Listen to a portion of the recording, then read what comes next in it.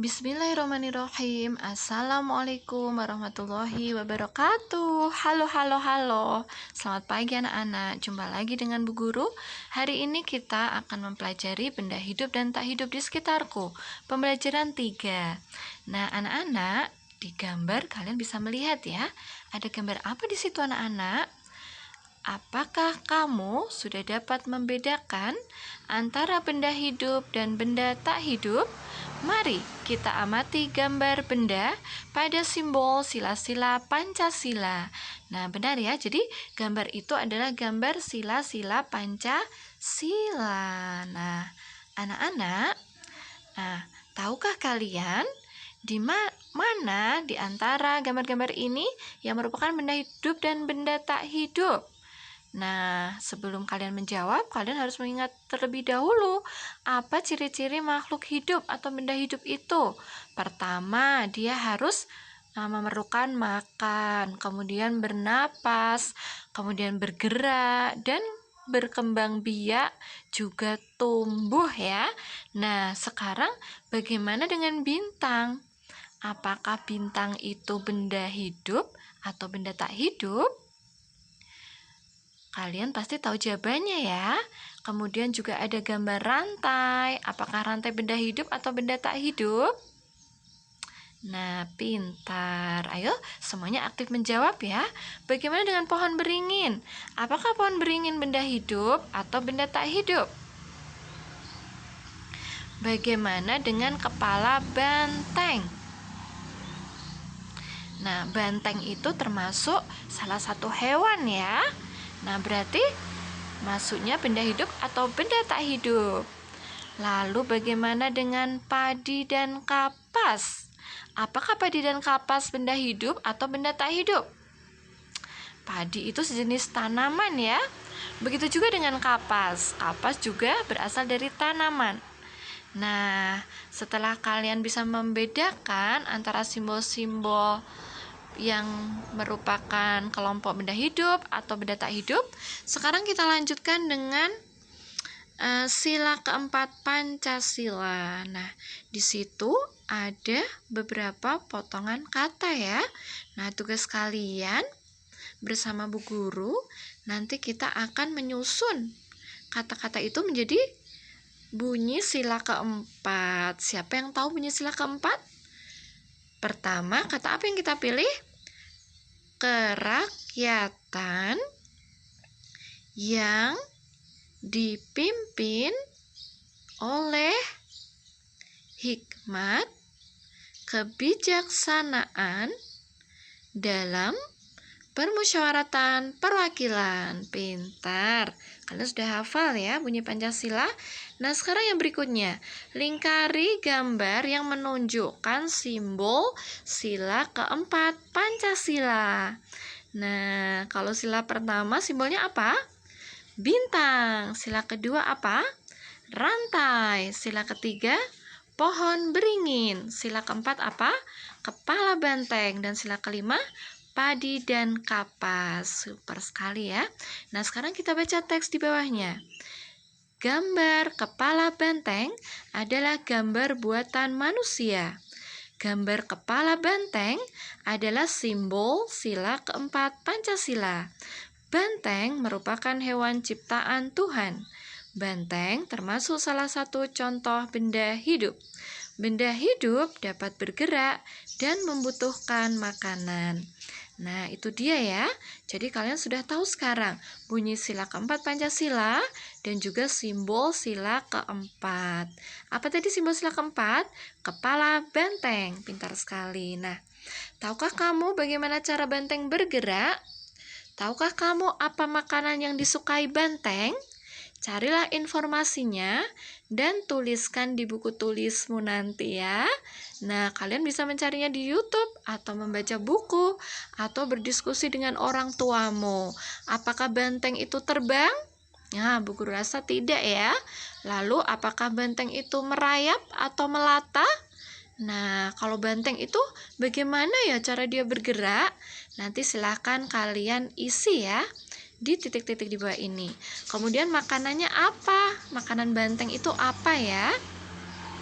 Nanti kalian bisa mencari informasinya. Nah, kemudian sekarang ada bacaan lagi nih, kita baca bareng-bareng ya. Benda hidup memerlukan makanan. Manusia membutuhkan makanan agar dapat tumbuh. Makanan sehat sangat penting untuk kesehatan. Daging, buah-buahan, dan sayuran termasuk masakan sehat. Apa saja buah yang kamu sukai? Apa saja sayuran yang kamu sukai? Buatlah kalimat berdasarkan gambar berikut.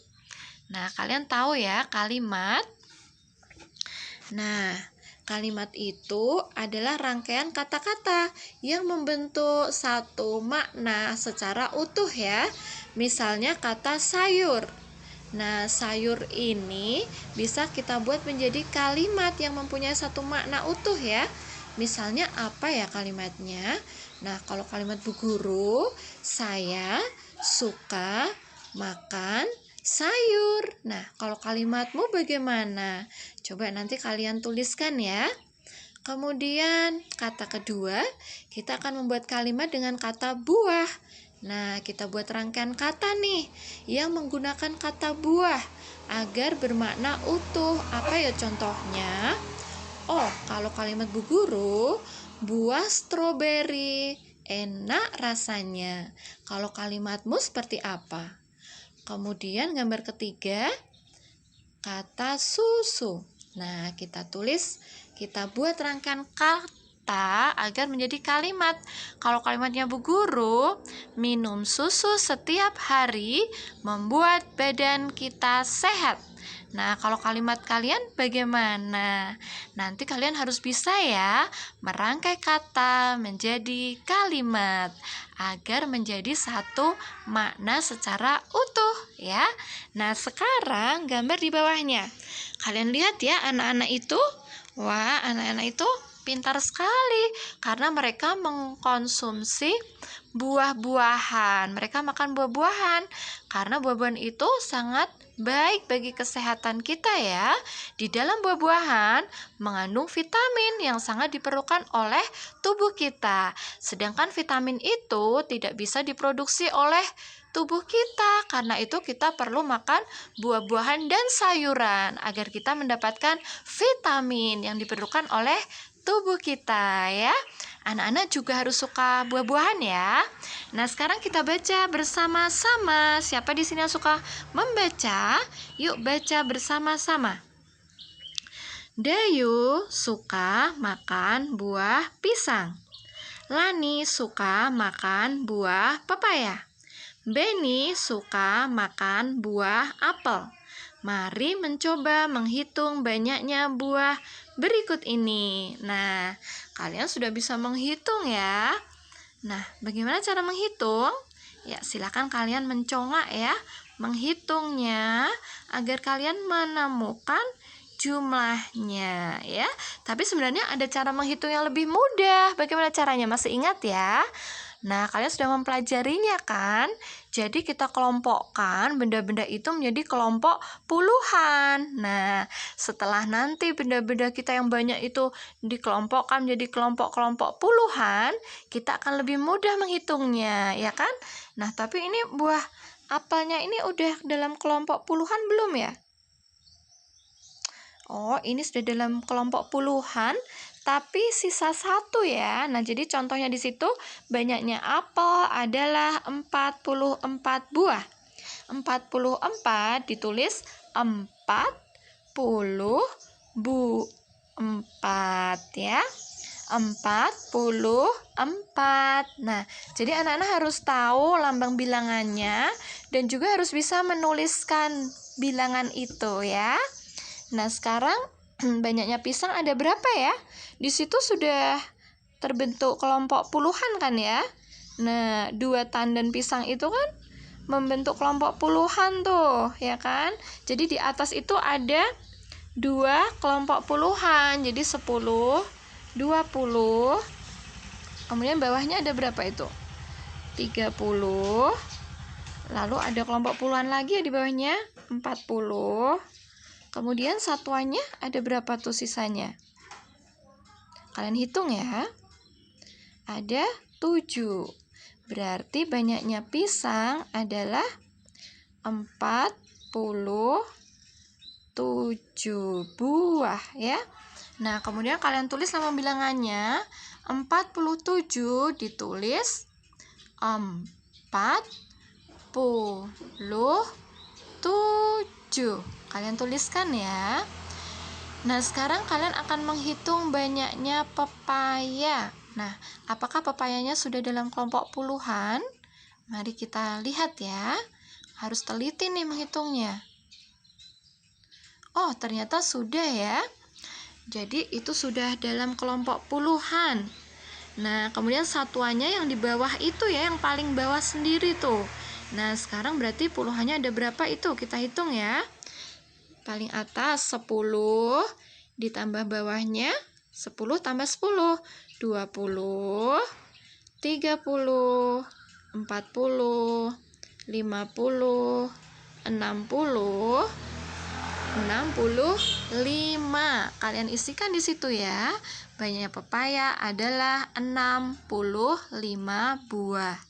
65. Kalian tulis ya bilangan 65. 6 dulu, kemudian 5. Ditulis. Nah, kalian tulis bilangannya seperti apa tulisannya? 65. Bagaimana anak-anak? Mudah bukan? Nah, semoga kalian lancar mengerjakannya ya. Nah, berikutnya tuliskan nama atau lambang bilangan berikut ini. Nah, tadi kalian sudah berlatih ya. Sekarang kalian diminta untuk menulis nama atau lambang bilangan berikut ini. 57 ditulis. Kalian tuliskan ya nanti ya. Kemudian yang bawahnya dibalik nih soalnya. Jadi di sini bilangannya belum ada ya, tapi tulisan namanya sudah ada. Ditulis 43. Nah, lambangnya nanti kalian tuliskan ya. Bagaimana dengan yang di bawah? 52 ditulis. Nah, kalian tuliskan ya nama bilangannya. Bagaimana anak-anak? Apa sudah mengerti cara mengerjakannya? Sudah ya? Alhamdulillah. Nah, sekarang yang berikutnya, isilah titik-titik di bawah ini dengan lambang bilangan yang benar. Nah, jadi kita isikan saja ya. Kalau kalian sudah memiliki printout-nya, kalian bisa menggunting lambang bilangannya ya. Atau kalau kalian di rumah, kalian bisa berkreasi membuatnya sendiri ya dengan kertas-kertas yang bisa didaur ulang ya. Nah, jadi di situ ada tulisan bilangan 41, kemudian kosong, belum ada bilangannya, kemudian 43. Nah, jadi tugas kalian mengisi ya atau melengkapi ya. Melengkapi bilangan-bilangan yang belum ada di situ. Misalnya setelah 41 itu kita isi bilangan berapa ya? Oh benar, kita isi 42. Kemudian sudah ada 43.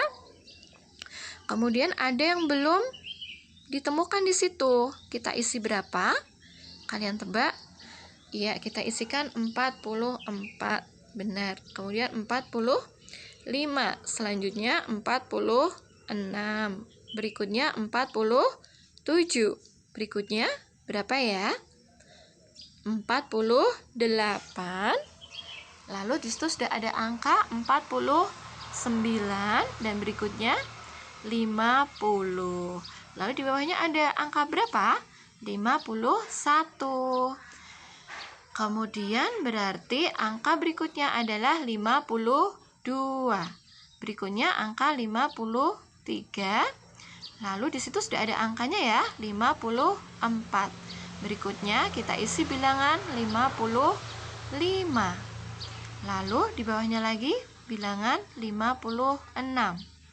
Lalu berikutnya 57. Berikutnya 58. Lalu di sampingnya lagi 59. Dan terakhir 60. Alhamdulillahirabbil alamin. Kalian sudah menyelesaikan kegiatan hari ini. Semoga kalian bisa mengerti ya. Nanti di rumah kalian bisa mengulanginya lagi agar kalian semakin paham dan semakin memahami materi kita pada hari ini ya anak-anak. Nah, sebelum Bu Guru tutup, Bu Guru akan memberi kalian hadiah sebuah lagu ya.